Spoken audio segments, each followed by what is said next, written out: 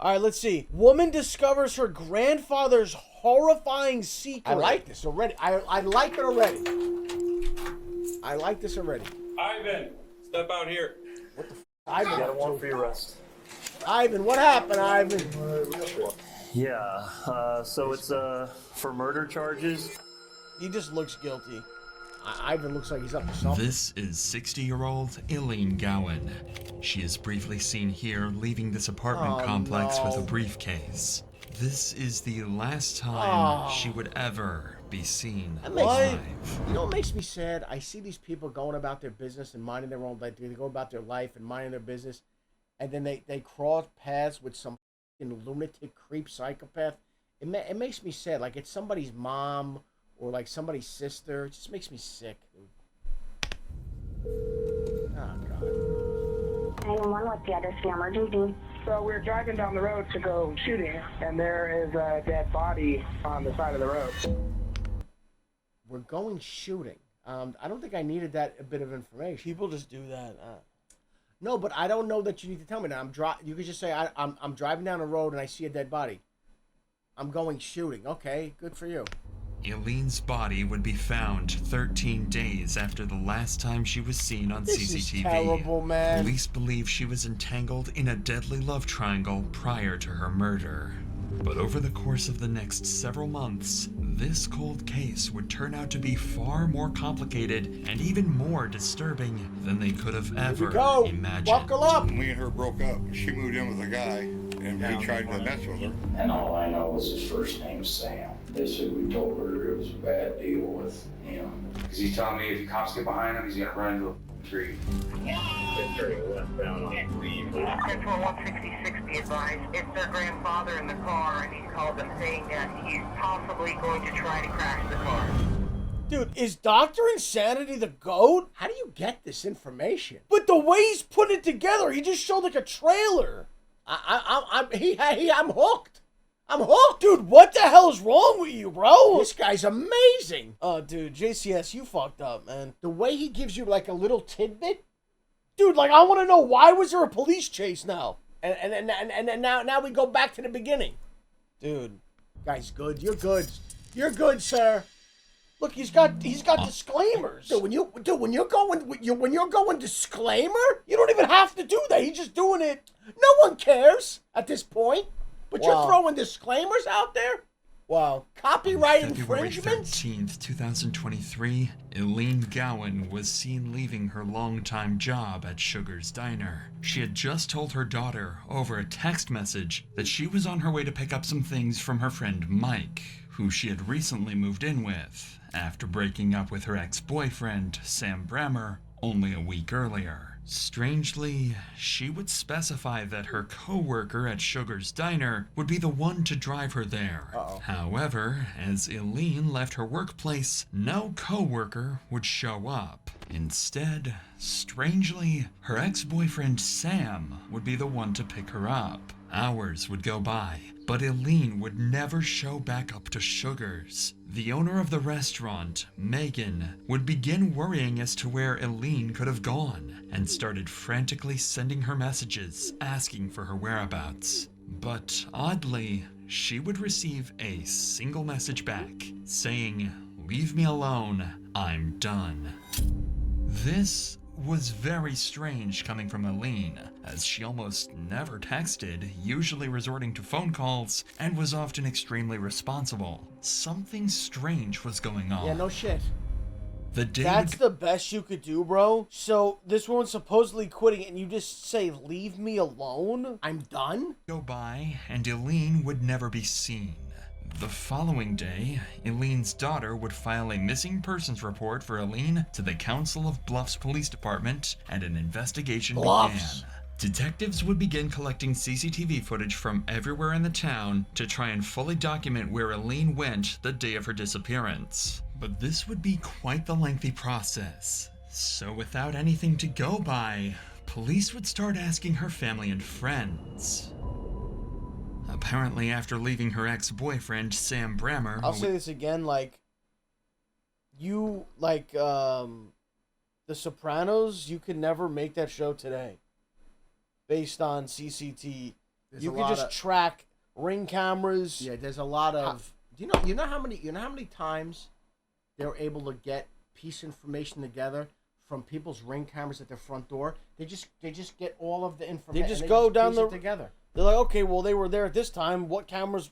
Then they just go back. They get a whole timeline based on cameras from everywhere, bro. A week earlier, she had stayed with her new friend, Mike Brockman, a man her family claimed had likely assaulted her the night before she disappeared. This shined a suspicious light on both of the men she was involved with, so police would bring in both Sam and Mike for interrogation and see if they could find any leads. Mike was a friend of Eileen's who met her at Sugar's and became very close over time. It was still unclear to officers what happened to Eileen. At this point, for all they know, she could have just gone MIA and taken a break from her stressful life. However, if anyone would have the clues as to where she went, it would be Mike.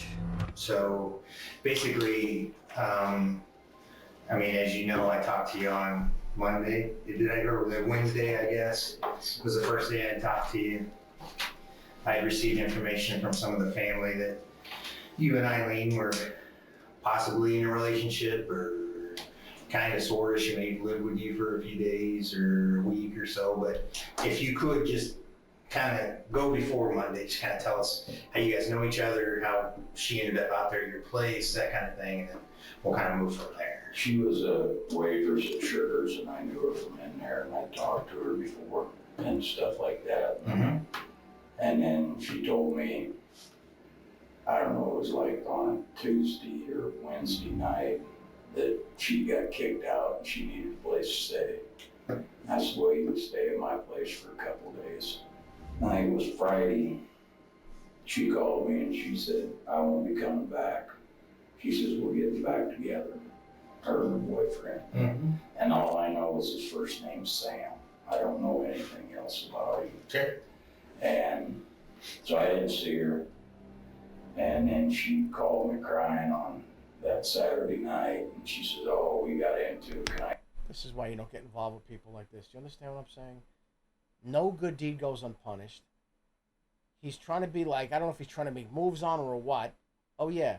He moves her in. I know I'm not coming back. I'm getting back with the ex-boyfriend. A day later, she calls crying.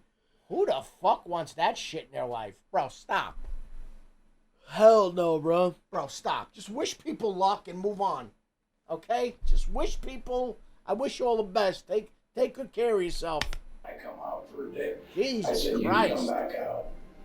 But you gotta be gone Monday because I can't have this. I'm single. I don't want anything like this going on.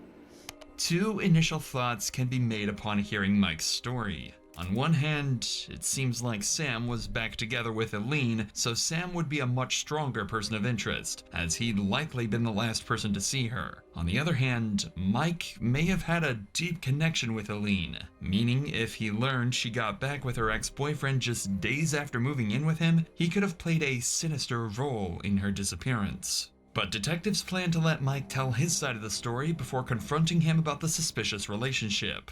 So I took her to work Monday morning. That'd been a week ago yesterday. Dropped her off at 5 a.m.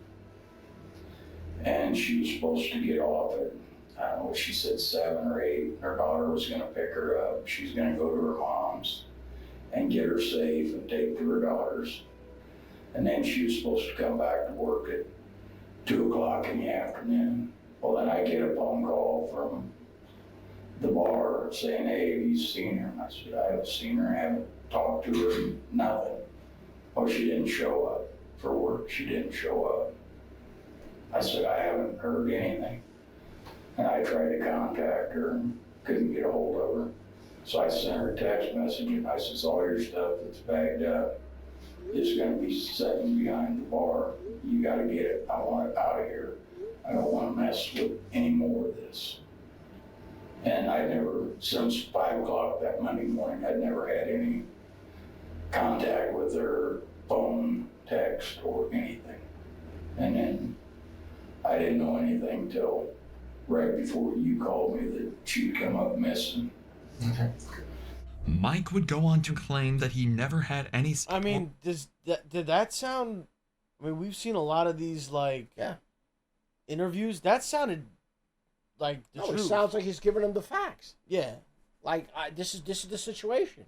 Relationship with Eileen, and that she stayed in a completely different room to him while living in his house. However, detectives know more about Mike than he thinks, and with some information Eileen's close friends shared with them, they don't believe he and Eileen were just friends. Has anybody said anything to you that Eileen was saying anything about you?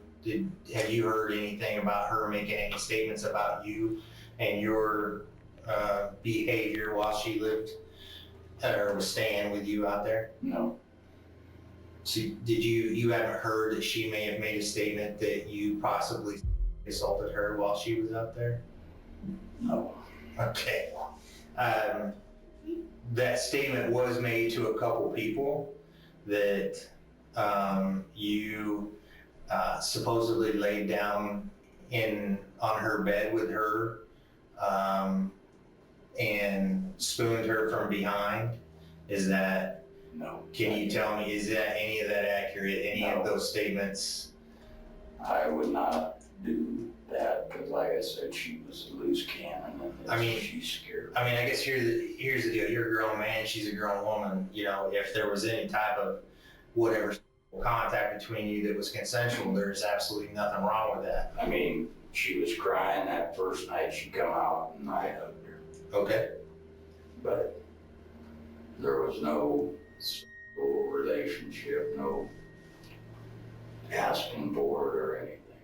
This information is, well, concerning, considering it would be unlike Eileen to make up blatant lies of this magnitude. However, with little to no evidence, other than a few rumors coming from her friends, police can't harp over these allegations and decide to wrap Mike's questioning up.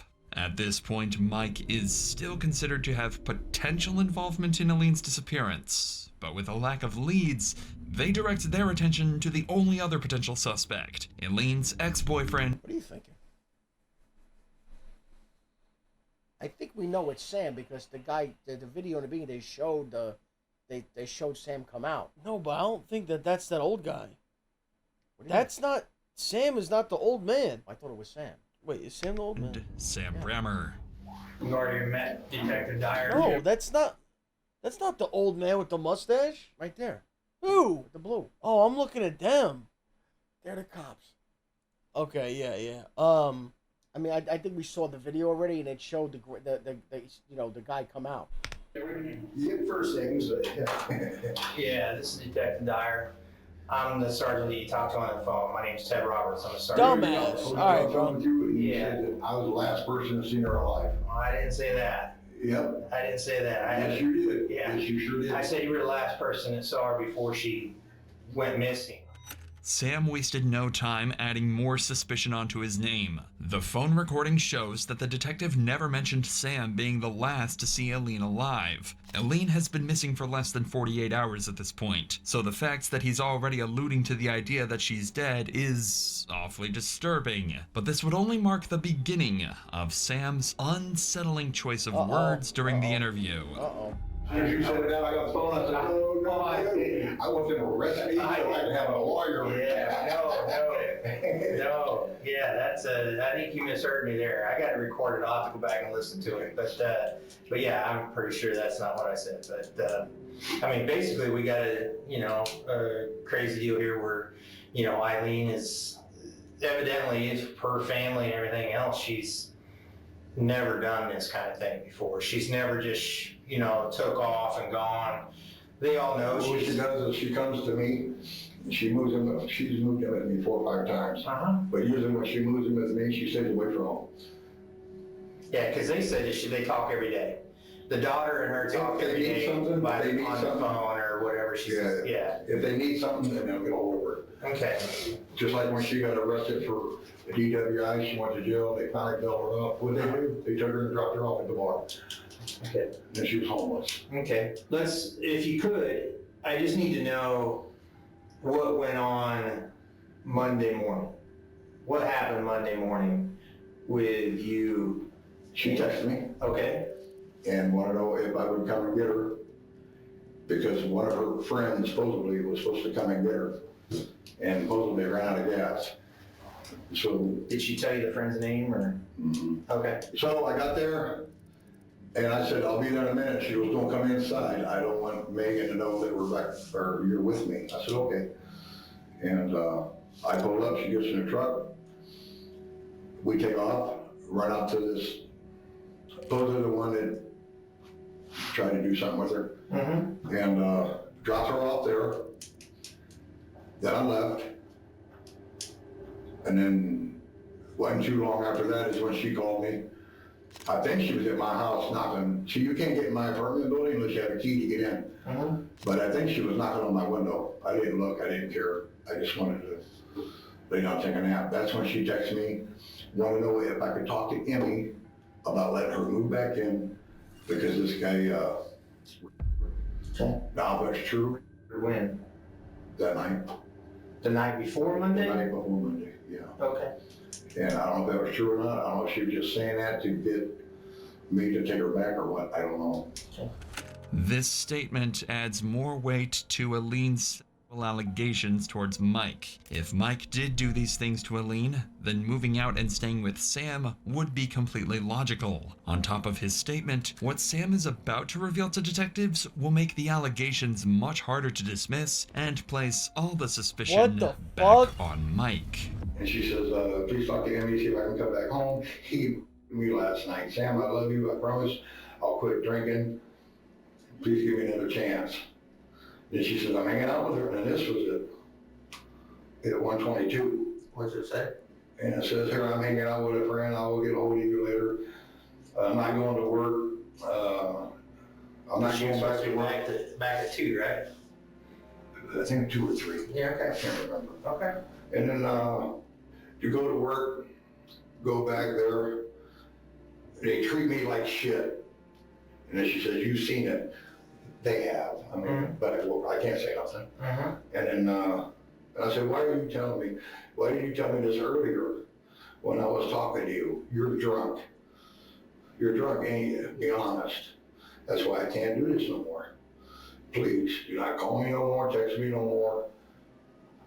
I'll be friends with you at work. And that's where she got pissed off. Said, you. Based on these texts, it really seems like Aleen's disappearance was just a way for her to take a break from her traumatic life. If the allegations are true and her ex-boyfriend refused to give her a place to stay, well, then running away for the time being is completely reasonable. Sam's story seems solid so far, but there's one tiny detail that just doesn't quite add up. And this detective has just picked up on it. But you said you dropped her off in front of Mike's house. Yeah. And you watched her walk into the... All she did was she got out and she walked in front of the truck, and she walked in front of the truck. I went and turned around, and that's when I left. Okay, so you didn't see her get into the house, anything like that? So if she had walked away from there, I mean, that's quite a ways away from your apartment complex. I wonder how she would have gotten to you. I told you some friend was supposed to come and pick her up. Wait, what? Sam claims the day of Aleen's disappearance, he drove her from her workplace at Sugar's Diner over to Mike's house to get her belongings. After that, he drove off, assuming she was to be picked up by one of her friends. Fortunately, police can easily cross-reference these claims using surveillance footage. At this point, the majority of the CCTV camera footage has been obtained from the day of Aleen's disappearance, so detectives quickly wrapped up Sam's interview so that they could further investigate his claims. Additionally, the detective would apologize for assuming Sam's earlier word choice was suspicious. After nearly 48 hours of compiling the surveillance footage from around the town, officers managed to put together a complete timeline of Sam and Aleen's car ride. At 8:30 a.m. on February 13th, Aleen would patiently wait at her work, Sugar's, for Sam to pick her up. Aleen needed a ride to go and purchase a new apartment since Mike had kicked her out. She would tell her boss and daughter that a friend was picking her up because she didn't want anyone to know her and Sam were back together. Eileen and Sam would first drive to her mother's apartment, Dudley Courts. She would be seen carrying a suitcase-like object out from her mother's apartment, then leaving with it. This would turn out to be a safe containing $1,200, which she had planned to use as a down payment for an apartment. At 9:30 a.m., they would drive directly to the Sherwood apartment complex to purchase the apartment. However, the complex happened to be closed, so they were unable to purchase anything.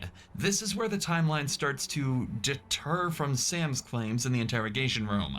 From 9:45 to 10:30 a.m., Sam's car can be seen driving all across town. He went in multiple circles and even made a quick stop to Burger King at 10:30. However, he never drove Eileen to Mike's house like he had claimed. In fact, Sam's car can be seen driving in the opposite direction to Mike's house the entire morning. This is concerning, but it would only get worse.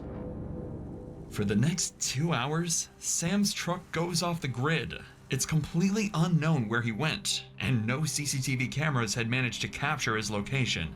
Luckily, at 1 p.m., his truck would appear back on the same streets he circled on for hours that morning, and eventually, he would make his way back to his own home at the Cottonwood apartment complex. But things were different in all the recordings past 1 p.m.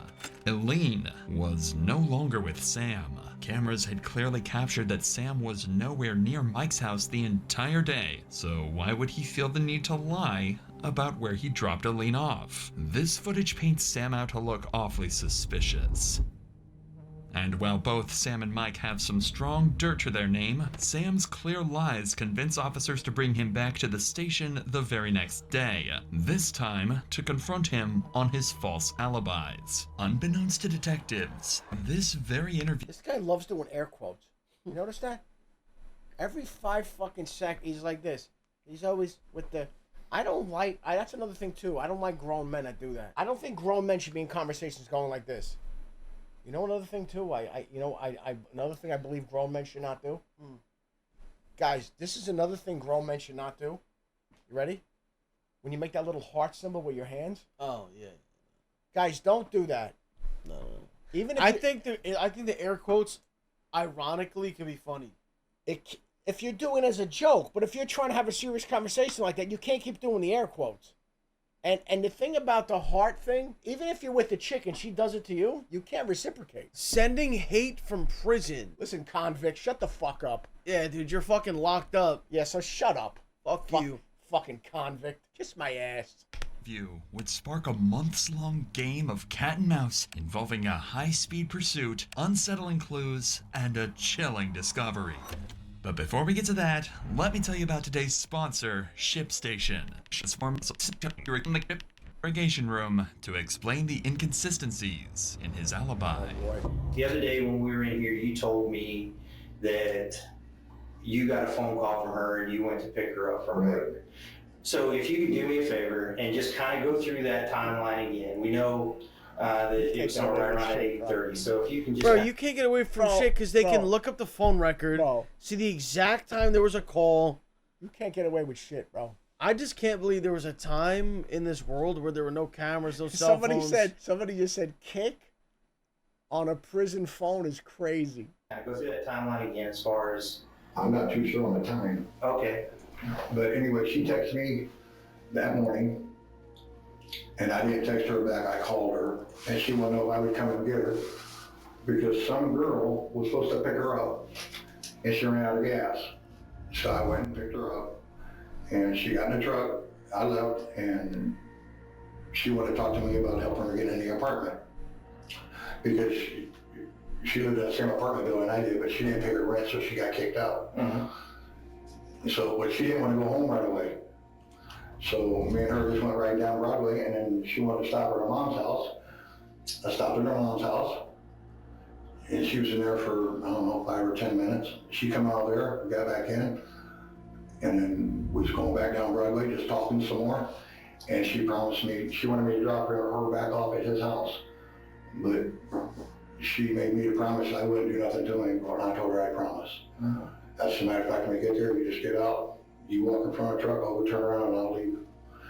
And she says, okay. Okay, so you went up there, you dropped her off, then what'd you do? As soon as I pulled up, and she didn't want me to go in the driveway in case he was there. Okay. And she got out of the truck. When she got out of the truck, she walked in front of the truck, and that's when I went straight, turned around, and came back. Okay. And I hit straight home. So you went back down to the highway, went back down to Kingsville? You left her there? Huh? You left her there? Yeah. Or you... No, she got out of the truck. She didn't want me to come in. Just a second ago, you said she went in, grabbed clothes, came back out to your truck, and you guys No, that left was from the again. mother's house. No. That was it, her mom. Hey, detective, get the fucking wax out of your ears, okay? I'm not a trained professional, and I'm following this guy, okay? Went to the mom's house first, got that suitcase, got back in the car, and I drove her to Mike's house. Come on, keep up, detective. Someone said, Los, respectfully, no one's gonna rewind you. Like, why are you trying to, like, what kind of insult is that, bro? I think we'll get rewound a lot. I happen to think that we would get rewound a lot, to be honest with you. Clearly, Sam is lying about where he was the day of Eileen's disappearance. The detectives know it, and it seems like Sam is starting to realize he won't be able to keep up his fake story for much longer.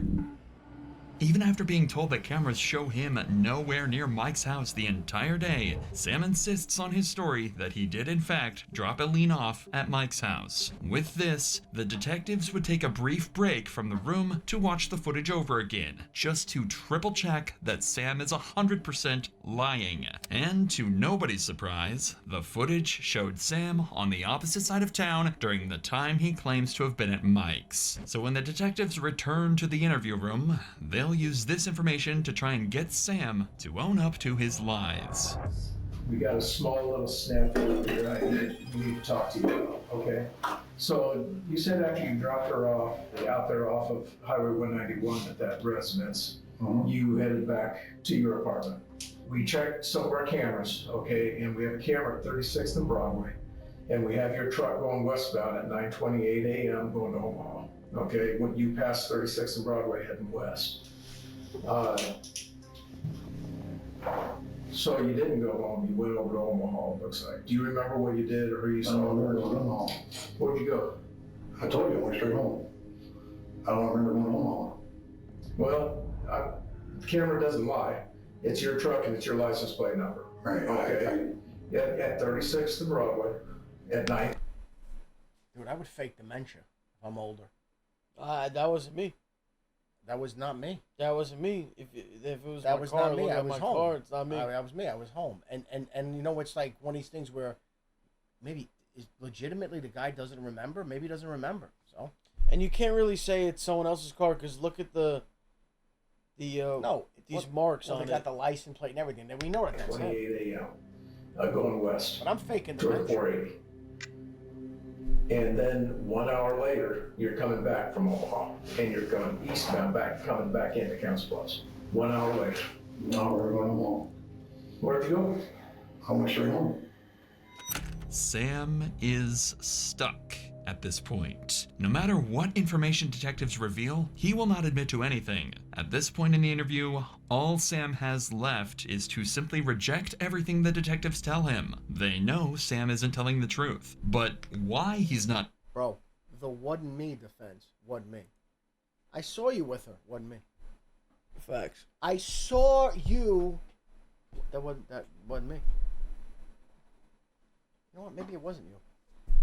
Telling the truth is what remains to be seen. However, with Sam seemingly uncooperative, all detectives can do is end the interview and let Sam back onto the streets, until more concrete evidence can prove he had more to do with Eileen's disappearance than he claims. But fortunately, letting Sam back onto the streets would lead them to the exact evidence that they were looking for. What did this dummy While do? law enforcement was working away at this case, another investigative group would be working in the dark.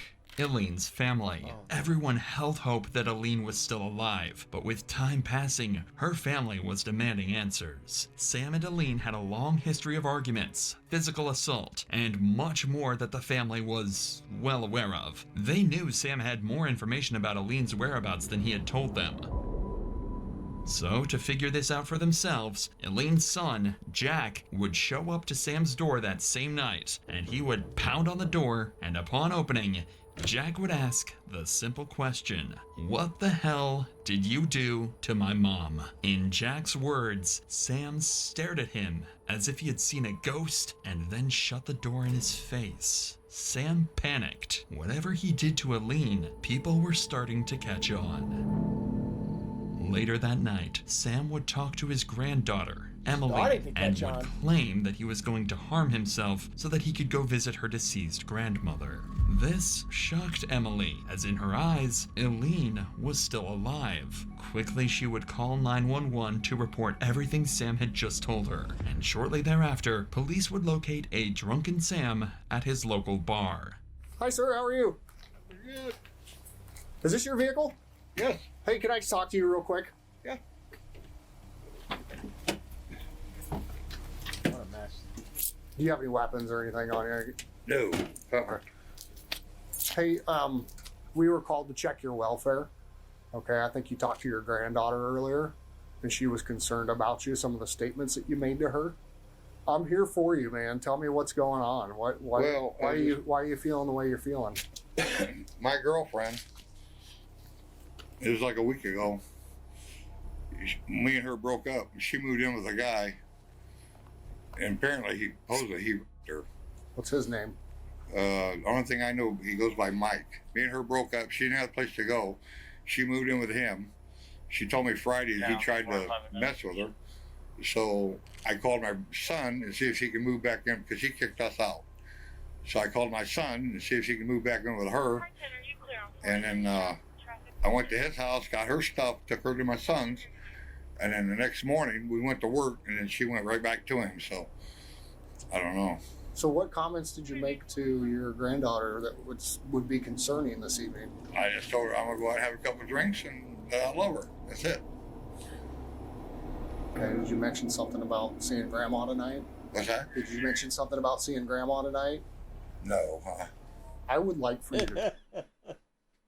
Sorry, it's really not funny, but This guy's just straight up denial, bro. just the thought of a grandpa calling your granddaughter and going, "I'm seeing Grandma tonight." Did you mention something about seeing Grandma tonight? No. I would like for you to talk to somebody tonight. I would like for you to talk to a medical professional. Okay, I don't want to have to drag you up to the hospital, but I most certainly will. I think based off of what the granddaughter has told us tonight, and kind of the... Oh, she call you? Yeah. Oh shit. Yeah. Yeah. So she was crying when we went and talked to her. I mean, she's. Oh really? Yes, she was very emotional. Her best friend and aunt are currently at the apartment because of what you said. Wow. based off of what they've told me tonight, I'm going to give you one of two options. You can go up willingly and talk to a medical professional tonight. Okay. Or I can take you up there and you'll stay there for 72 hours. Okay? I can't have my granddaughter come get me? No. Based off of what you've told us and what's going on in your life right now, yeah, you need to talk to somebody. I don't think that we will be doing our due diligence to do our job to make sure that you're not going to hurt yourself based off of what's going on with you and your girlfriend. Right. Okay? You need to talk to somebody tonight. Okay? And so the best course of action is to go up to the hospital, your choice, to go to talk to somebody about it tonight. Sam's mental state was clearly deteriorating. Whatever happened to Aline, regardless of his involvement, was really getting to him. Following this, Sam would be placed in a psychiatric facility for the next 2 days, where he would undergo therapy and psychiatric care. During these 2 days, detectives would aim to gather more intel on the case, this time by interviewing the family of Aline and Sam. They'd bring in both Justin Brammer, Sam's son, and Nicole Shipper, Aline's daughter, and both of them would reveal significant details crucial to solving the case. This is Detective Zach Milner. I just want to get as much history as you can tell me or talk to me about when it comes to your mom. What was their relationship like over there? Not a healthy one. Okay. What do you mean by that? He didn't like her drinking. He thought he could change her get her to stop drinking. I told him that he can't because she won't change for her kids. She's not going to change for a man. And he seemed to think that he could change her, so he kept trying with her. But there was things on his part and her part that were not healthy. They both had jealousy issues. He has a very short temper. Very short temper. And littlest things will set him off, and it's like ridiculous. When they were good, they were good. But when it was not, I was constantly in the middle of it because she's my mom and that's my boyfriend's dad. They were good when they weren't drinking, especially when she wasn't drinking. She'd bicker, she'd argue. They start arguing. It just escalate. Next day they were fine. They go to bed angry. Did you ever see it get physical? No, never seen it physical. He told me she grabbed him by her neck a couple times, but that was about it. Okay. Why would he grab her by the neck? No, she grabbed him by the neck. Oh, okay. It seemed like Sam and Aline had a rocky relationship, but it rarely escalated to the point of violence. And if the fights did turn violent, it was Aline doing the physical harm to Sam. The week prior to last Monday, what was going on? They were separated. She called me before she went missing, telling me how she don't want to get back with him because she's tired of him throwing her out for little reasons. And she's sick of not being able to have a stable home because he just gets so mad at the smallest things and just kicks her out. Did Emily want her to go, or was it your dad that wanted him to go? Was it Sam? My dad. Okay. He'd take her back, he'd kick her back out, he'd bring her back, kick her back out. Told me you need to stop. I mean, you guys need to just separate. So we're separate ways. Sam's family strongly suggests that Aline was in fact the troubled one in the relationship, and Sam tried over and over to cut her out of his life. This only perplexed detectives, and simply doesn't explain why Sam's been acting so strangely following Aline's disappearance. 2 days after these interviews, Sam would be released from the psychiatric facility. Fortunately for Sam, no new leads had come out regarding Aline's death, meaning he could finally have some peace for the first time in the last week. Or so it would seem. Because on February 21st, the same day Sam was released, he would go to Walmart to restock on alcohol. However, right as Sam was about to get in his truck and leave, an off-duty officer spotted him and decided to ask some questions related to Aline. Hesitantly, Sam asked to move his truck, and then he would talk to the officer. But the moment he got into his car, Sam would slam on the pedal, nearly hitting the officer, and floor his truck down the road, flying past pedestrians. The cop would jump in his car and begin chasing Sam, who would only pick up speed as he ramped up to over 100 miles per hour down the peaceful roads of Rexburg, Idaho. This isn't sus. He's eastbound on A plan. If that deputy's in the white Tahoe, he can light it up. He's approaching him. The chase continued for multiple minutes, but it became clear to officers that Sam had no plans of slowing down, so the chief officer radioed in to call the chase off. Shut it down. I'm shutting it down. Just Sam go back to his house and get him at his house. You know what I mean? If you know it's him. Just successfully run from the police. And while he was having the time of his life, this chase obviously made things much, much worse for Sam. Not only was he now highly suspected of murder, but is also wanted for evading arrest and reckless driving. A couple hours after his escape, he would simply return back to his apartment as if nothing had ever happened. Ironically, this would actually postpone Sam's arrest, as more officers assumed he would be hiding in a more clever place, and searched around the town instead of checking the Cottonwood apartments. In fact, the entire... I gotta be honest with you, these police are not too sharp. Dude, where is this place? Idaho? These people are not too bright. The one guy... You don't go to his house immediately? The one guy couldn't follow a basic conversation. He's asking ridiculous questions. And then you don't think to put a police officer at the house? Days would go by, and officers had no trace of where Sam could have gone. No one decided to look at his house. But the fun would only last for a day, and the pressure must have gotten to Sam, as the next morning he would turn himself in to police. Sam would be charged with eluding and reckless driving and would be placed in the Potawatomi County Jail. However, Sam would only spend one night in the county jail after being bailed out by Emma Lee. So by the grace of a miracle, yet again, Sam Bremer was back on the streets. During this time, Sam would go to the bank and hand them a large stack of cash to deposit into his account. This wad of cash would come out to be approximately $1,200. Yo, bro. he robbed her and he killed her. Oh my God. Or he killed her and then he robbed her. But this guy's as guilty as sin. As sin. Why would you? The It's exact cash. amount found in Eileen's Why wouldn't you safe that just she keep had the day it? of her disappearance. Additionally, Sam would drive his truck over to the scrapyard. He would ask to fully dispose of it, crushing it to pieces, and even shredding it after. To make sure this got done, Sam would meticulously watch the entire hour-long process, ensuring his car was turned to dust.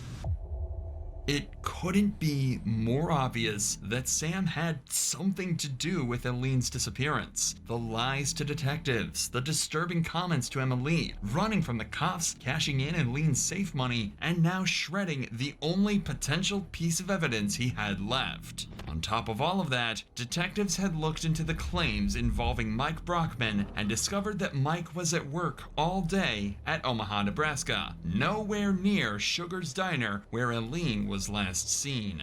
All of that leaves Ivan Sam Bremer as the final suspect. But with no direct evidence, all law enforcement could do is wait until new clues came their way. Wow. Okay. 911, what's the address for your emergency? I don't really have an address. We're off the exit of Crescent, Iowa, over by a public shooting area. What's going on? So we're driving down the road to go shooting or whatever, and there is a dead body on the side of the road. Male or female? It's female for sure. On February 26th, Eileen's body was found underneath a bridge just miles away from Sam's apartment. The body was unrecognizable, but the clothes matched the exact outfit Eileen was wearing the day she had disappeared. Someone had killed her. Medics would pronounce Eileen dead on the scene, and she would be taken to the hospital to get an autopsy done to determine her cause of death. But her results would come back strange. Eileen had 8 blunt force impacts to her head and a fractured front tooth. While gruesome, none of these injuries were sufficient to cause her to die, so her cause of death would be ruled as undetermined. Wait, how many? Acts too strange. 8. Eileen had 8 blunt force impacts to her head. 8 blunt force impacts to your head's not enough to kill you? There's apparently they're saying it wasn't that severe of a blow. Maybe, I don't know. And a fractured front tooth. While gruesome, none of these injuries were sufficient. What the fuck is a fractured tooth? Like a loose tooth? I guess it's like to cause her to die. Not a snapped in half tooth? Fractured? Okay. So her cause of death would be ruled as undetermined. Unfortunately for police, this meant they wouldn't be able to immediately charge Sam with murder. However, with all the sufficient evidence they'd gathered throughout the course of the investigation, they had enough to charge him with abuse of a corpse. Quickly, they'd receive an arrest warrant, and for the 4th time that month, officers would arrive at Sam's apartment, this time to finally seal his fate.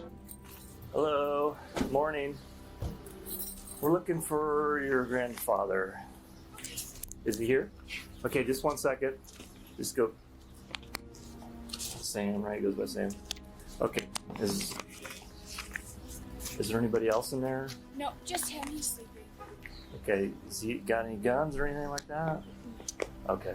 Well, he's got a warrant, so we need to talk to him. Just let that officer in. I'll be right there.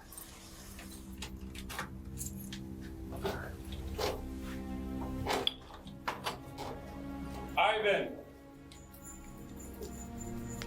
What is that animal? What is that? A fucking panther? Why does he have a panther in his living room?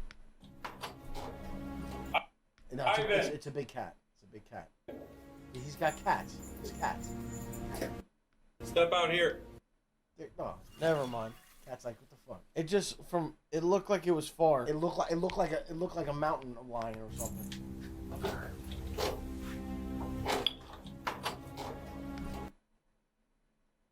Yeah, like if it was in the.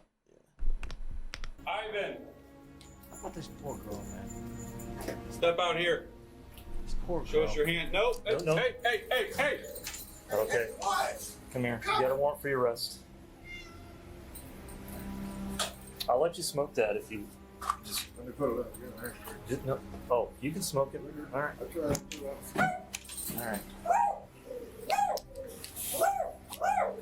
Get my shoes. Yeah, we'll get them. You're not. Yeah. We'll get them. I'll What put am I some. for? Huh? What am I on the list for? I'll explain it here in a minute. All right. Step second. Use of a corpse. What the fuck? Abuse of a corpse. Okay, he'll be County will be able to call you a little bit. Thank you. Died. So Sam's games had finally come to an end. Sam would eventually go to court for the murder of Eileen Gowan. Forensic pathologists would spend weeks investigating Eileen's death, and eventually they would discover zipper marks on the neck of Eileen, signifying that she was strangled to death, likely by Brammer. This pile of circumstantial evidence seemed to be enough for the jury, and on November 17, 2023, Ivan Samuel Brammer was charged with second-degree murder, abuse of a corpse, and theft. He was sentenced to 65 years in prison. Bro, That's it. it was all circumstantial evidence. But they got him. There was no actual hard proof. I mean, it was but when everything got mounted together, it was overwhelming, I guess. Jesus Christ, man.